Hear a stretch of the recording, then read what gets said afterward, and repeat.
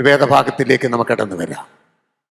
യാക്കോബിന്റെ ലേഖനം 5-ാം അധ്യായത്തിന്റെ 17-ാമത്തെ വാക്യത്തിൽ അവിടെ എഴുതിയിരിക്കുന്നത്, ഏലിയാവ് നമുക്ക് സമ സ്വഭാവമുള്ള മനുഷ്യൻ. താഴോട്ടുള്ളത് ഞാൻ വായിക്കുന്നില്ല. ഏലിയാവ് നമുക്ക് സമ സ്വഭാവം ഉള്ള മനുഷ്യൻ. ആ ഏലിയാവിനെ കുറിച്ച് മലാക്കി പ്രവചനം 4-ാം അധ്യായത്തിന്റെ 5-ാമത്തെ വാക്യം ഒന്ന് വായിച്ചാട്ടെ. മലാക്കി പ്രവചനം 4-ാം അധ്യായത്തിന്റെ 5ഉം 6ഉം വാക്യം. യഹോവയുടെ വലുതും ഭയങ്കരവുമായ നാൾ വരുന്നതിന് മുമ്പേ ഞാൻ ഏലിയാ പ്രവാചകനെ നിങ്ങൾക്ക് മുൻപായി അയക്കും. അവൻ വന്ന് ഭൂമിയെ സംഹാര ശപഥം കൊണ്ട് ദണ്ഡിപ്പിക്കാതെ ഇരിക്കേണ്ടതിന് അപ്പന്മാരുടെ ഹൃദയം മക്കളിലേക്കും മക്കളുടെ ഹൃദയം അപ്പന്മാരോടും നിരസിപ്പിക്കുന്ന ഒരു ആത്മീയ കൂട്ടായ്മയിലേക്ക് കൊണ്ടുവരുന്ന കാലം. ഇത് ആരായി ഏലിയാവ്? നമുക്ക് സമസ്വഭാവമുള്ള ഏലിയാവ്. യാക്കോബ് അപ്പോസ്തലന്റെ ദർശനം അതായിരുന്നു. എന്നാൽ യേശു ജനിക്കുന്നതിന് മുമ്പ് BC 400-ൽ പ്രവാചകനായ മലാക്കി പ്രവചിച്ചു, ഒരു ഏലിയ പ്രവാചകൻ കടന്നു വരുന്നു. വാഴ്ത്തപ്പെട്ട മനുഷ്യവർഗത്തിനു വേണ്ടി ഇറങ്ങി വന്ന കർത്താവായ യേശു ക്രിസ്തു, സാക്ഷാൽ വെളിപ്പെട്ട യേശു ക്രിസ്തു ഇവിടെ നിഴലായിട്ട് മലാക്കി പ്രവചിക്കുക. അവൻ വന്ന് ഭൂമിയെ സംഹാര ശപഥം കൊണ്ട് ദണ്ഡിപ്പിക്കാതെ ഇരിപ്പാൻ യേശു ക്രിസ്തു ഈ ഭൂമിയിലേക്ക് കടന്നു വന്നു. ആ യേശു ക്രിസ്തുവിന്റെ ചോരയാൽ വീണ്ടെടുക്കപ്പെട്ട ദൈവവൈതല ഞാനും നിങ്ങളും നാം വളരെ അനുഗ്രഹിക്കപ്പെട്ടവരാണ്. ഇനി ഞാൻ ഓടിച്ചെന്റെ വാക്ക് മുന്നോട്ട് പോകണം. കറക്റ്റ് സമയത്ത് തന്നെ പരിശുദ്ധാത്മാവ് എന്റെ ഹൃദയത്തിൽ പ്രകാശിപ്പിച്ച് തന്നത് പറയും, ഞാൻ നിർത്തും. ഈ ഏലിയാവിന്റെ ജീവിതത്തിൽ സ്വർഗത്തിലേക്ക് എടുക്കപ്പെടുവാൻ തയ്യാറായി നിൽക്കുന്ന ഈ ഏലിയാവിന്റെ 4 ഡെസ്റ്റിനേഷൻ പോയിന്റ്. ആ ജീവിത യാത്രയിൽ സ്വർഗത്തിലേക്ക് എടുത്തുകൊള്ളപ്പെടുവാൻ പോകുന്ന ഈ ഏലിയാവിനെ കൊണ്ടുപോയ 4 സ്റ്റേഷനെ കുറിച്ച് സംസാരിക്കുക. 2 രാജാക്കന്മാരുടെ പുസ്തകം 2-ാം അധ്യായത്തിലേക്ക് നമുക്കൊന്ന് കടന്നു വരാം.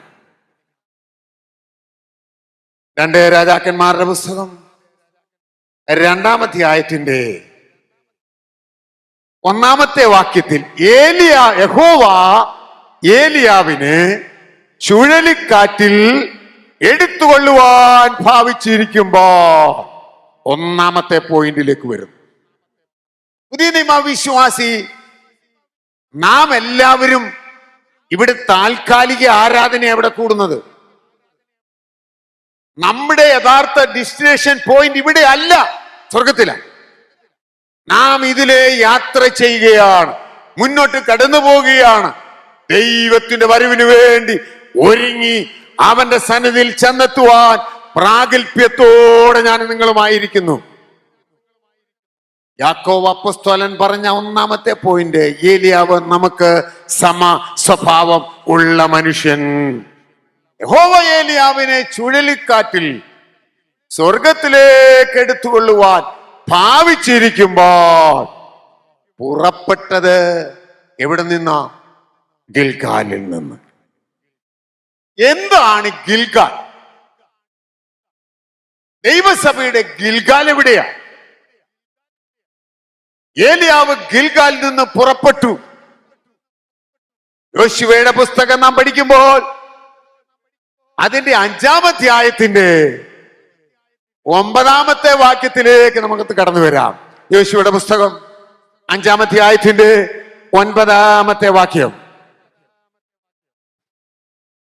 യഹോവ യോശുവയോട്, ഇന്ന് ഞാൻ മിസ്രയീമിന്റെ നിന്ന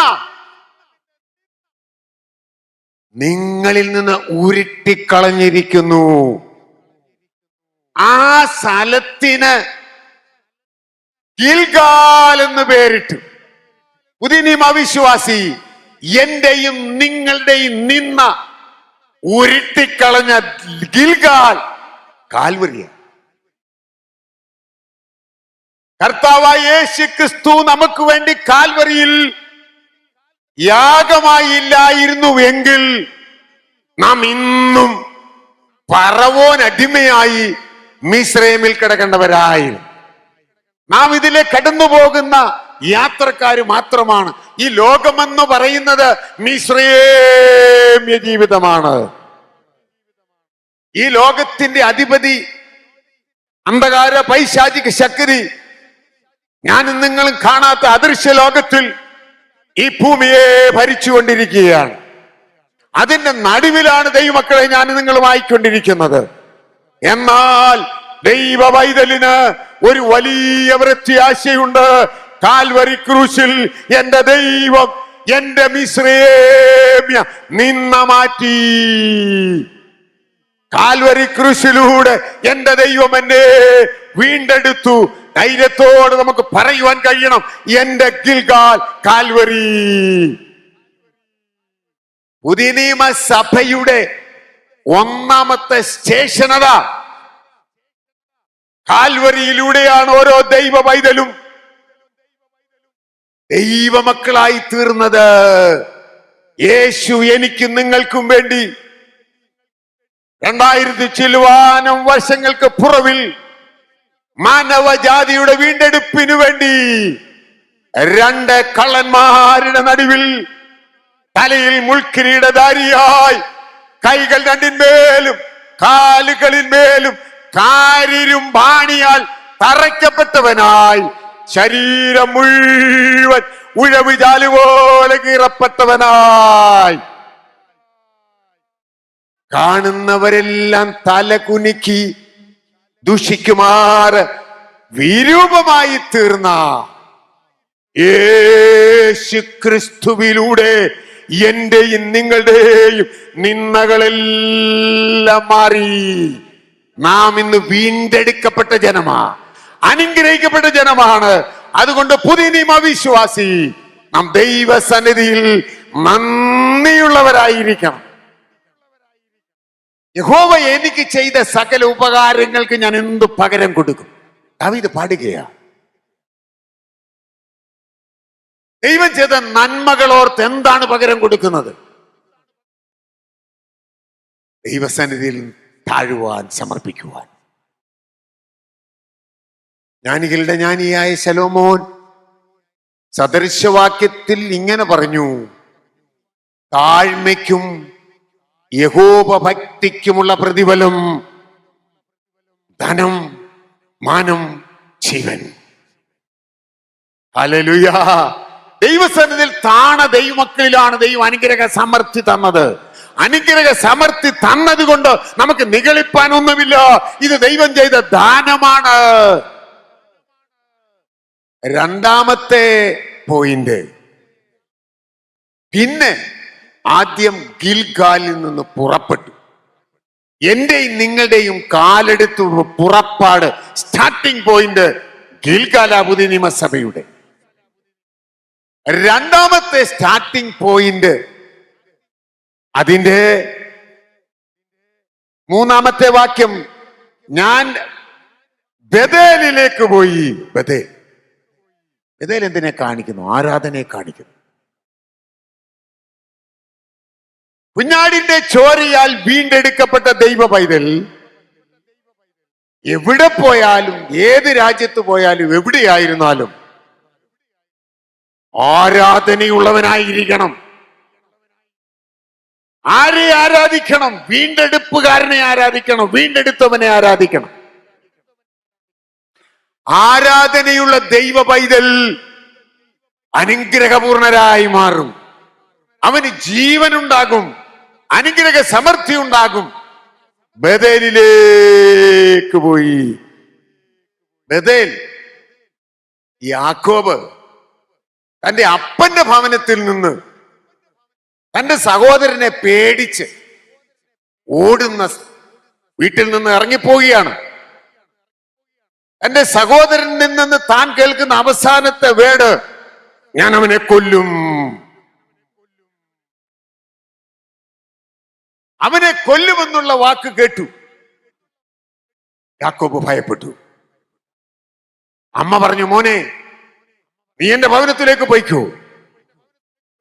അതുവരെയും അമ്മയോട് കൂടെ നിന്ന യാക്കോബ് തന്റെ സഹോദരൻ തന്നെ കൊല്ലുമെന്ന് കേട്ടുകഴിഞ്ഞപ്പോൾ ഭവനത്തിൽ നിന്ന് ഓടിപ്പോകുന്ന വഴിയിൽ സൂര്യൻ അസ്തമിച്ചു. രാത്രിയായി. ഉൽപ്പത്തി പുസ്തകം 28-ാം അധ്യായത്തിലേക്ക് നമുക്കൊന്ന് കടന്നു. ഓടിച്ച് ഞാൻ വാക്യം വായിപ്പിക്കുന്നത് ദൈവത്തിന്റെ വചനം പൂർണ്ണമായി മനസ്സിലാക്കുവാൻ വേണ്ടിയാണ്.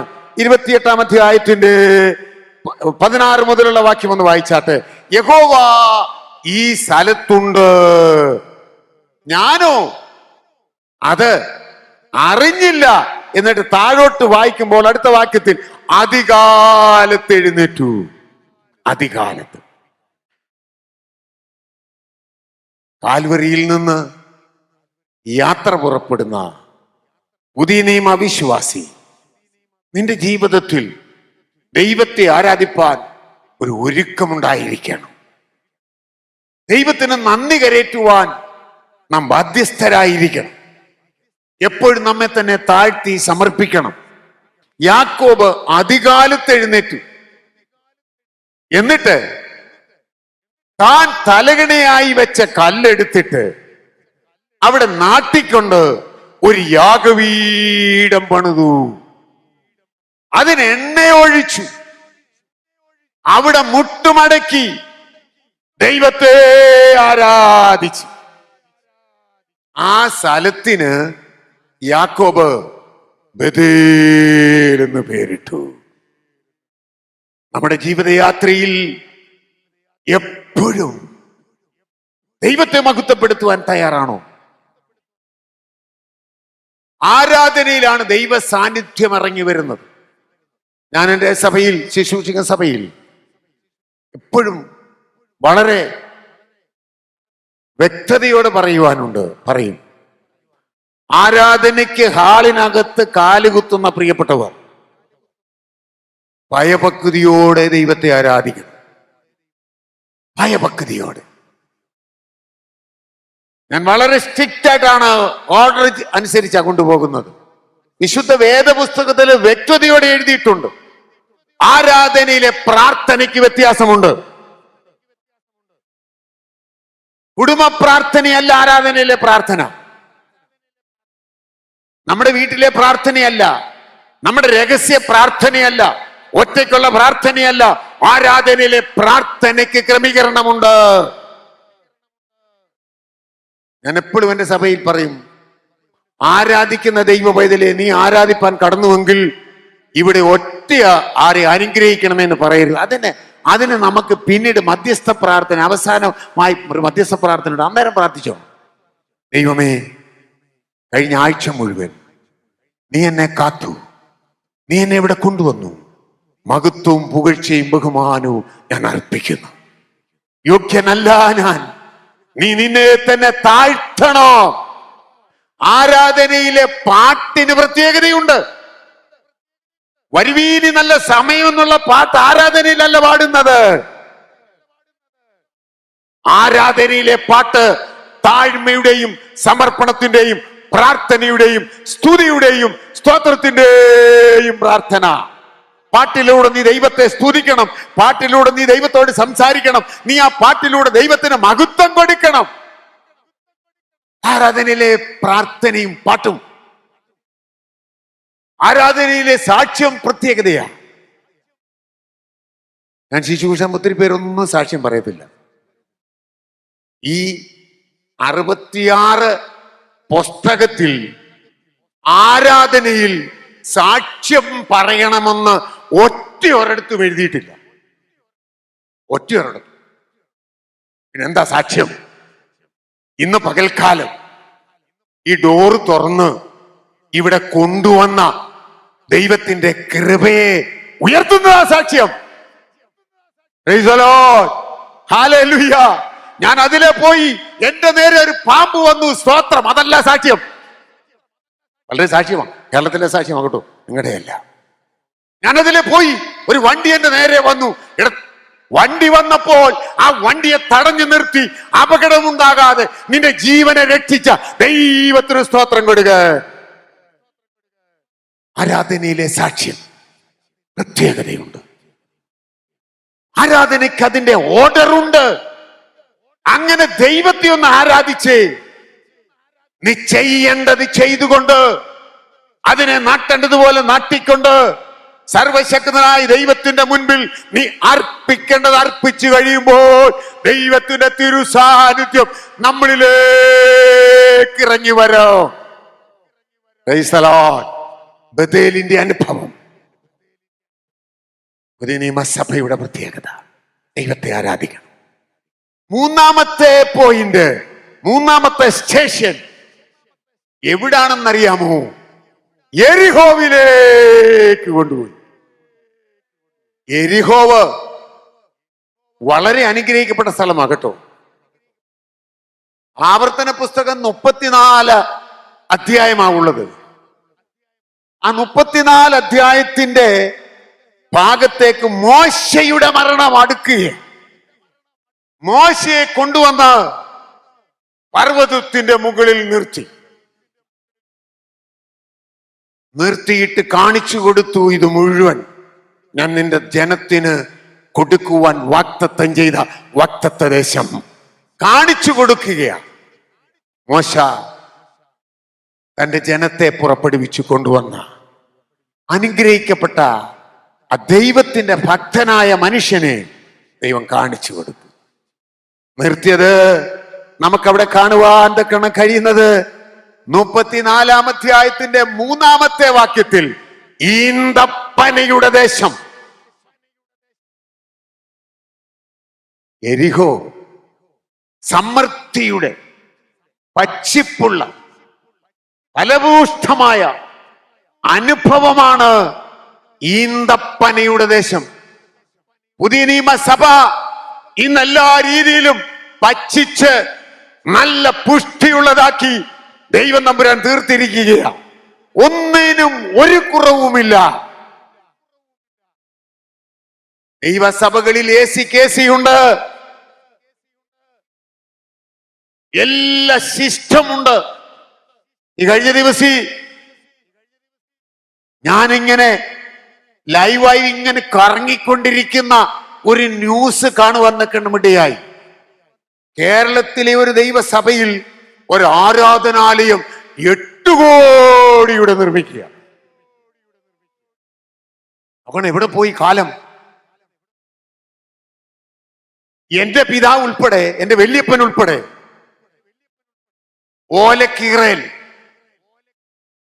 ചാക്ക് തുണിയേൽ, അന്ന് വായില്ല, വായിക്കൊക്കെ വലിയ കാശില്ല, ഇരുന്ന് ആരാധിച്ച് ദൈവത്തെ സ്തുതിച്ചതിന്റെ നന്മ എനിക്കറിയാം. ഇവിടെ ഇരിക്കുന്ന പല പ്രിയപ്പെട്ടവരും ദൈവദാസന്മാരുടെ മക്കളാ.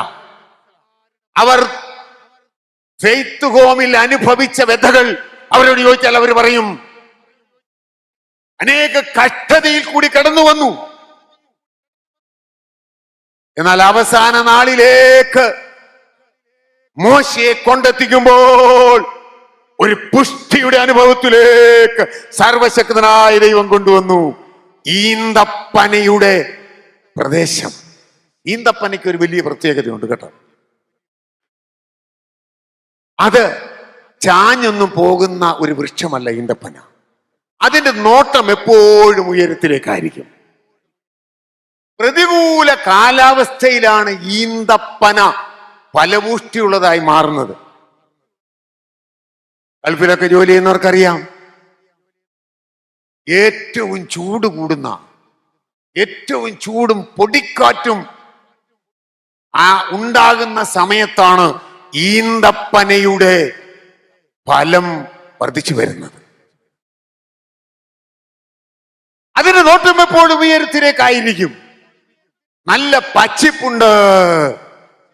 കാലാവസ്ഥ ഏതുമായിക്കൊള്ളട്ടെ, പുതിയ നിയമ സഭയ്ക്ക് ദൈവം തന്നിരിക്കുന്ന പച്ചിപ്പ് ദൈവത്തിന്റെ കൃപയുടെ പച്ചിപ്പാണെന്ന് മനസ്സിലാക്കിക്കോ. ദൈവത്തിന് നന്ദി കൊടുക്കണം, മുട്ടുമടക്കണം. ഇന്നത്തെ പുതിയ നിയമ സഭയിലേക്ക് വന്നു കഴിയുമ്പോൾ ഒന്നിനും കുറവില്ല. പക്ഷേ ഒരു കാര്യം അവിടെ സംഭവിക്കുന്നതൂടെ ഞാൻ പറയാം. ഈ അധ്യായത്തിൽ തന്നെ പറഞ്ഞിരിക്കുന്നത്, രാജാക്കന്മാരുടെ 2-ാം പുസ്തകം 2-ാം അധ്യായത്തിന്റെ ആ അധ്യായത്തിലേക്ക് കടന്നു വരുമ്പോൾ അതിന്റെ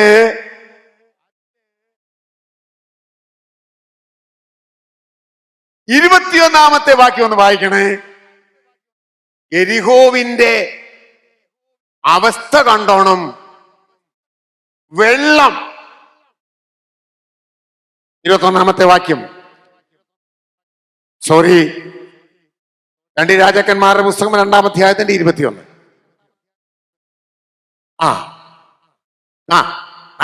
അതിന്റെ മുകൾ മുതൽ ഒന്ന് വായിച്ചാട്ടെ. വെള്ളം അവിടെ,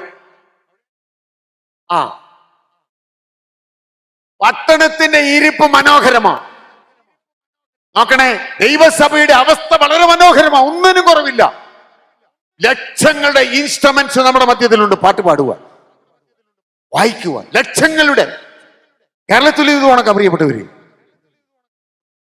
എനിക്ക് തോന്നുന്നേ ഇവിടുത്തെ കാട്ടിക്കൂടുതൽ കേരളത്തിലുണ്ട്. അത് പിന്നെ ഫ്രീ കിട്ടുന്നതാ. ഇത് കാശ് മുടക്കി അധ്വാനത്തിൽ നിന്ന് നിങ്ങൾ എല്ലാവരും കൂടെ കോൺട്രിബ്യൂട്ട് ചെയ്ത് മേടിക്കുന്നു.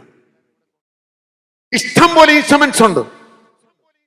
വല്ലതിനും കുറവുണ്ടോ? ഒന്നിനും ഒരു കുറവില്ല. മനോഹരമാണ് ദൈവസഭ. തൊട്ടും കൂട്ടും സൂട്ടും ഒക്കെ ഉണ്ട്. നല്ല ജോലിയുണ്ട്, നല്ല പോണക്ക് കാശുണ്ട്.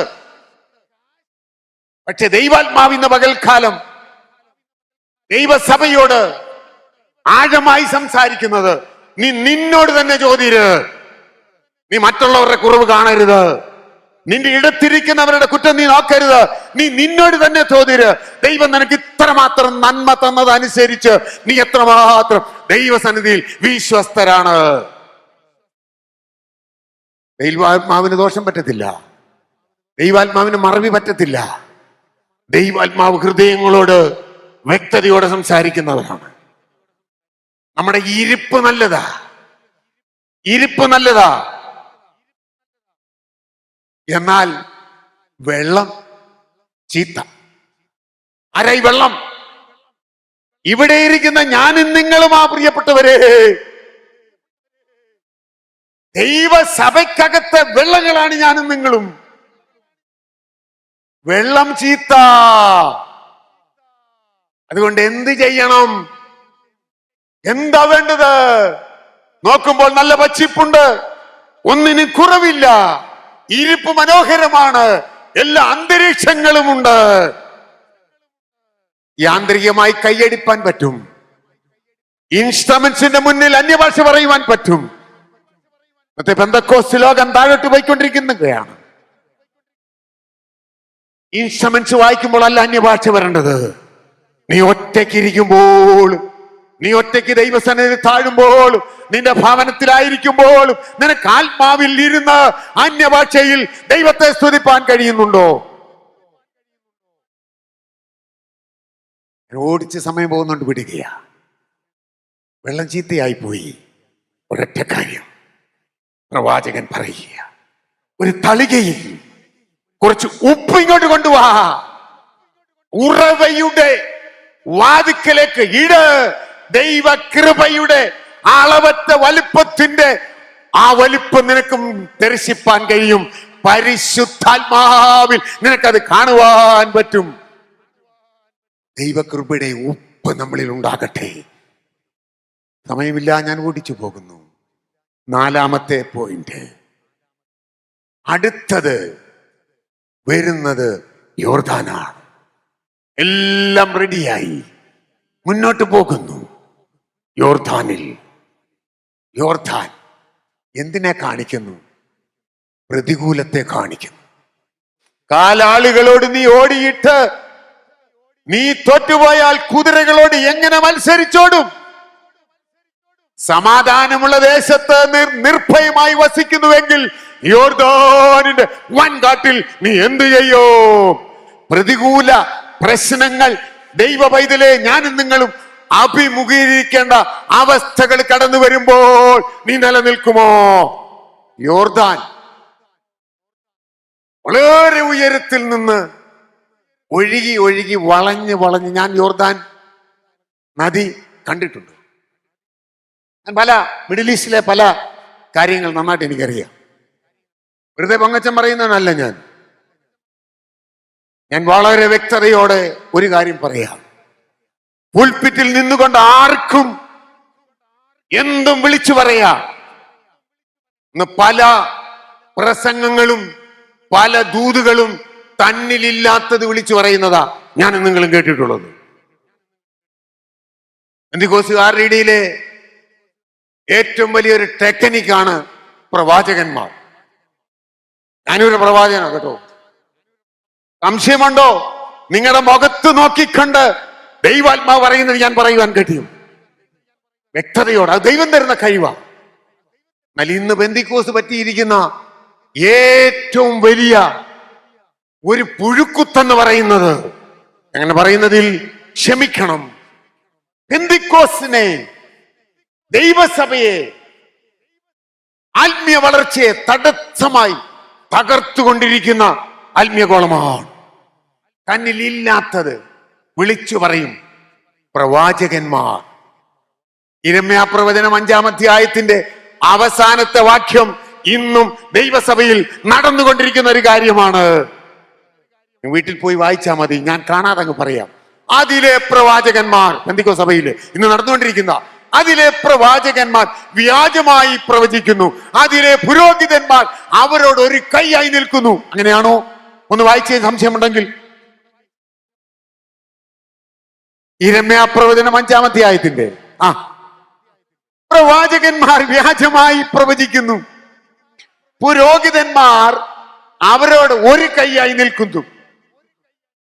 ഒരു വലിയ സന്തോഷം ജനത്തിന്, അല്ലതല്ലയോ? ദൂതെന്ന് പറയുന്ന ഒരാളൊന്ന് വരട്ടെ. എത്രയോ പേരാണ് തലകുനിച്ചു കൊടുക്കുന്നത്. നിന്റെ മുൻപിൽ വാതിൽ തുറക്കെന്ന് പറയുമ്പോൾ ഓടിപ്പോയി വാതിൽ തുറക്കും. ഞാൻ ഇവിടെ വന്നപ്പോൾ കണ്ടു, എയർപോർട്ട് മുതൽ സൂപ്പർ മാർക്കറ്റിൽ ചെന്ന് കഴിഞ്ഞാൽ ഞാൻ അങ്ങോട്ട് ചെല്ലുമ്പോൾ വാതിൽ ഓട്ടോമാറ്റിക്കലി ഓപ്പണാ. ഒരേ ദൂതായില്ലയോ? പ്രവാചകന്റെ ദൂത് പൂർത്തീകരിക്കപ്പെട്ടില്ലയോ? നിന്റെ മുൻപിൽ വാതിൽ തുറക്കും. നിന്റെ മുൻപിൽ കുറ്റമില്ല. എന്നാൽ ദൈവം എന്തിനാണ് പ്രവാചകന്മാരെ എഴുന്നേൽപ്പിച്ചത്? ഞാൻ പ്രവചനത്തെ വിശ്വസിക്കുന്ന മനുഷ്യനാണ് കേട്ടോ, നിങ്ങൾ തെറ്റിദ്ധരിക്കരുത്. ഞാനൊരു ദൈവദാസനാ. ഞാൻ വ്യക്തതയോടെ പറയാം, ഇന്നത്തെ നമ്മുടെ പെന്തിക്കോസിലെ 80% പ്രവചനവും വ്യാജമാണ്. 20% മാത്രമേ ഉള്ളൂ സത്യം. പ്രവാചകനെ ദൈവം എന്തിനാക്കി? ആദ്യമായിട്ട് പഠിക്കണം. രാജാക്കന്മാർ രാജ്യത്തെ ഭരിക്കുകയും പുരോഹിതന്മാർ ദൈവജനത്തെ അവരതിന്റെ രീതിയിൽ നടത്തിക്കൊണ്ടുകയും ചെയ്യുമ്പോൾ പ്രവാചകന്മാരെ ദൈവം എഴുന്നേൽപ്പിച്ചത് ജനം വഴിവിട്ട് മാറിപ്പോകുമ്പോൾ അവരെ വഴക്കു പറഞ്ഞ് അവരുടെ കുറവുകൾ എന്താണെന്ന് പറഞ്ഞ് മടക്കി വരുത്തുന്ന ശുശ്രൂഷ പ്രവാചകന്റേത്. ഇത് തന്നെയാണ് പുതിയ നിയമസഭയിലും. ഒരുവൻ തെറ്റ് ചെയ്തുകൊണ്ട് ആരാധനയ്ക്ക് വന്നിരിക്കുമ്പോൾ ദൈവം അയച്ച ദൈവദാസൻ കൈ ചൂണ്ടിക്കും കണ്ട്, മകനെ, മകളെ, നീ ഇന്ന തെറ്റ് ചെയ്ത് വന്നിരിക്കുന്നു എന്ന് വ്യക്തതയോട് വിളിച്ചു പറയുന്ന ദൈവദാസന്മാരായി നമുക്ക് വേണ്ടത്. കുറവുകളെ വെളിപ്പെടുത്തണം വചനത്തിലൂടെ. വചനത്തിലൂടെ. പ്രോസ്പെരിറ്റി തിയറി അല്ല പ്രവചനം. യോർദാൻ കഷ്ടതയെ കാണിക്കുകയാണ്. ജീവിതത്തിൽ കഷ്ടത വരുമ്പോൾ ആദ്യം ദൈവമക്കൾ ചെയ്യേണ്ടത്, യോശുവയുടെ പുസ്തകം 3-ാം അധ്യായത്തിന്റെ 3-ാമത്തെ വാക്യം മുതൽ ഒന്ന് വായിച്ചാട്ടെ. 5-ാമത്തെ വാക്യം ഒന്ന് വായിച്ചാട്ടെ. യോശുവയുടെ പുസ്തകം. ശുദ്ധീകരണം. ആദ്യം വേണ്ടത് എന്റെ കുറവുകൾ കണ്ടുപിടിക്കുക. ഒരു സ്റ്റോറി പോലെ ഒരു പ്രവാചകനെ ഒരു രാജാവിന്റെ അടുത്തോട്ട് അങ്ങ് അയച്ചു. ഞാൻ എന്റെ ഭാഷയിൽ പറയുക. എന്നിട്ടൊരു സ്റ്റോറി പറഞ്ഞു. എന്നിട്ട് പ്രവാചകൻ പറഞ്ഞു, അത് നീയാകുന്നു. വിരൽ ചൂണ്ടിയപ്പോൾ നാദാം പ്രവാചകൻ ദാവീദിന്റെ മുഖത്ത് നോക്കി പറഞ്ഞു, നീയാണവൻ.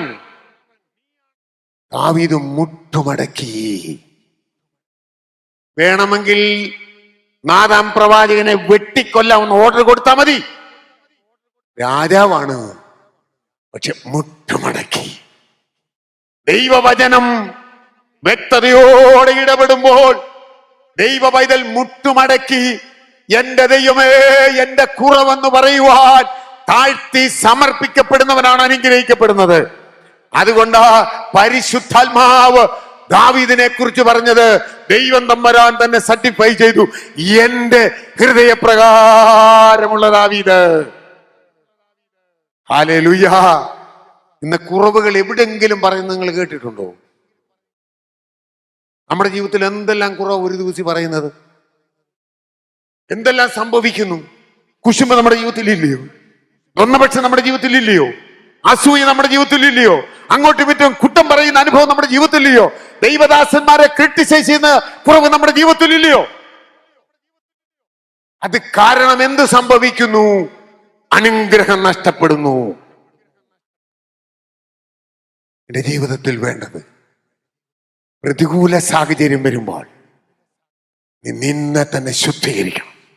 അതിന്റെ 11-ാമത്തെ വാക്യം, യോശുവയുടെ പുസ്തകം 11-ാമത്തെ, ഞാൻ വായിച്ച വാക്യത്തിൽ 11-ാമത്തെ വാക്യം, 11-ാമത്തെ വാക്യം. സർവഭൂമിക്ക് നാഥനായ ദൈവത്തിന്റെ നിയമപ്പെട്ടകം പ്രതികൂലത്തിന്റെ നടുവിൽ നിന്നെ തകർക്കുന്ന പ്രശ്നങ്ങൾ കടന്നു വരുമ്പോൾ നീ നിന്നെ തന്നെ ശുദ്ധീകരിച്ചുകൊണ്ട് നിയമപ്പെട്ടകം, ആരാ? പുതിയ നിയമത്തിന് നിയമപ്പെട്ടകം യേശു ക്രിസ്തുവാകുന്ന പെട്ടകത്തെ നീ തോളിലെടുത്തുകൊണ്ട് ഈ പ്രശ്നത്തിന്റെ നടുവിലേക്കൊന്ന് ഇറങ്ങിക്കേ. യോർദാൻ ഒരു പ്രത്യേകതയുണ്ട്. കൊയ്ത്ത് കാലത്തും കരകവിഞ്ഞൊഴുകും. നിന്റെ ജീവിതത്തിൽ ഒരു അനുഗ്രഹത്തിന്റെ സമൃദ്ധി ഉണ്ടാകുവാൻ ദൈവം ആഗ്രഹിക്കുന്നുവെങ്കിൽ ഓർത്തുകൊള്ളണം, യോർദാനും നിനക്കെതിരെ കിടന്നു വരും. വർഷകാലത്തിലും വേനൽക്കാലത്തിലും ഒരുപോലെ യോർദാൻ കരകവിഞ്ഞൊഴുകും. നിന്റെ നന്മയുടെ അവസ്ഥയിലും തകർത്തു കളയുവാൻ യോർദാൻ കരകവിഞ്ഞൊഴുകിയെന്ന് വരാം. എന്നാൽ ആ സമയത്ത് ദൈവവേദിലെ നിന്റെ തോളിൽ ദൈവത്തിന്റെ പെട്ടകമുണ്ടോ? ആർക്ക് നിന്നെ തോൽപ്പിക്കുവാൻ കഴിയും? ആർക്ക് നിന്നെ പരാജയപ്പെടുത്തുവാൻ കഴിയും? യഹോവയുടെ പക്ഷത്തുള്ളവൻ മാറി നിൽക്കട്ടെ. ആരാധനയുള്ളവനെ, ഏത് പ്രതികൂല സാഹചര്യത്തിലും ദൈവത്തെ ആരാധിക്കുന്നവനെ നിന്നെ തോൽപ്പിക്കാൻ ആർക്ക് കഴിയും? ഒരു ശക്തിക്കും കഴിയുകയില്ല. യെരിഹോവേ, നീ എത്ര കരകവിഞ്ഞൊഴുകിയാലും എന്റെ മേൽ യഹോവയുടെ പെട്ടകമുണ്ട്. വിശുദ്ധീകരണത്തോടെ പെട്ടകമെടുത്തുകൊണ്ട് അവർ യോർദാനിലേക്ക് ഇറങ്ങി. യോർദാനിലേക്ക് ഇറങ്ങിയപ്പോൾ അവരുടെ ഉള്ളം കാലിന്റെ ഉള്ള് വെള്ളത്തിന്റെ മുകളിൽ ടച്ച് ചെയ്തപ്പോൾ മേലൊഴുക്ക് നിന്നു. പകൽക്കാലം. അങ്ങനെയെങ്കിൽ നീ കിൽഗാലിൽ നിന്ന് യാത്ര പുറപ്പെട്ട് നിന്റെ ജീവിതയാത്രയിൽ ആരാധനയുള്ളവനായി നിന്റെ ജീവിതത്തിൽ ദൈവം തരുന്ന ഏത് സാഹചര്യത്തിലും നീ ദൈവത്തിന്റെ മുൻപാകെ നിന്നെ തന്നെ സമർപ്പിക്കുന്നുവെങ്കിൽ നീ നിന്നെ തന്നെ അഴുക്കാക്കാതെ, നീ ചീത്തയായി മാറാതെ, വിശുദ്ധിയുള്ളവനായി, ദൈവകൃപയുള്ളവനായി നീ മുന്നോട്ട് നടത്തുന്നുവെങ്കിൽ പ്രതികൂലത്തിന്റെ നടുവിൽ യോർദാന്റെ അവസ്ഥ നിന്റെ നേരെ കടന്നു വരുമ്പോഴും നീ അവിടെ നിർഭയമായി നിലനിൽപ്പാനിടയായി തീരും. അത് കഴിയുമ്പോൾ നിന്നെ എടുത്തുകൊണ്ട് പോകുവാൻ ഒരു ചുഴലിക്കാറ്റ് കടന്നു വരുന്നു. ഏലിയാവേ, ഞാൻ നിന്നെ ഉയരത്തിലേക്ക് ഉൾക്കൊള്ളുവാൻ ഇതാ ഞാൻ അയച്ച അഗ്നിരഥങ്ങളും അഗ്നി അശ്വങ്ങളും. ഒരു നിമിഷം കണ്ണുകളെ അടയ്ക്കാം. എന്റെ വാക്കിവിടെ അവസാനിപ്പിക്കുക. ഏലിയാവ് നമുക്ക് സമ സ്വഭാവമുള്ള മനുഷ്യൻ. പുതിയ നിയമത്തിൽ നമ്മുടെ കർത്താവായ യേശു ക്രിസ്തു നമുക്ക് വേണ്ടി നല്ല പ്രവാചകനായി. ആ ഏലിയ പ്രവാചകനെ പോലെ ഇത് നിഴലും യേശു പൊരുളുമായി. പഴയ നിയമത്തിൽ ഏലിയാവ്, പുതിയ നിയമത്തിൽ യേശു ക്രിസ്തുവിന് നിഴലാണ്. പഴയ നിയമത്തിലെ ഏലീശ യേശു ക്രിസ്തു നിഴലാണ്. പഴയ നിയമത്തിലെ മോശ യേശു ക്രിസ്തുവിന് നിഴലാണ്. പഴയ നിയമത്തിലെ അഹരോൻ യേശു ക്രിസ്തുവിന് നിഴലാണ്. പൊരുളായ ക്രിസ്തു താമസവിന തന്റെ കാന്തയെ ചേർപ്പാൻ ഇതാ വരുന്നു. വെളിപ്പാട് പുസ്തകം അവസാനിപ്പിക്കുമ്പോൾ യേശു പറഞ്ഞു, ഞാൻ പോയതുപോലെ ഇതാ ഞാൻ വരുന്നു. യേശു പറഞ്ഞു, ഞാൻ പോയതുപോലെ മടങ്ങി വരും. ആകാശത്തിലേക്ക് നോക്കി നിൽക്കുന്ന ശിഷ്യന്മാരോട് യേശു പറഞ്ഞു, ഞാൻ പോകുന്നു, ഞാൻ പോയതുപോലെ മടങ്ങി വരോ.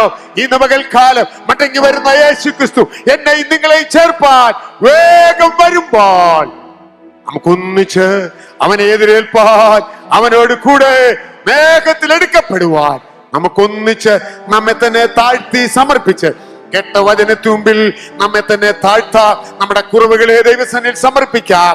ഈ വചനങ്ങളാൽ ദൈവം നമ്മെല്ലാവരെയും അനുഗ്രഹിക്കുമാറാകട്ടെ.